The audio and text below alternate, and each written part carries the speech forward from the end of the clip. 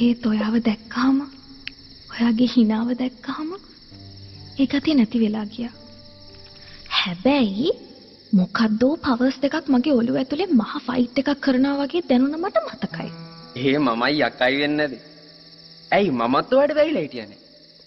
නෑ ප්‍රොමිස්. ටික වෙලාවකින් යකා මට කතා කරනවා වගේත් ඇහුණා. මම එදා නම් පොඩ්ඩක්වත් බය වුණේ නැහැ. විද්‍යා මගේ පන ගල් මූසලයට ඉඩ දෙන්න එපා. ගල් මූසලයට ඉඩ දෙන්න එපා. කොහෙද ඇරිලා බලන්නේ?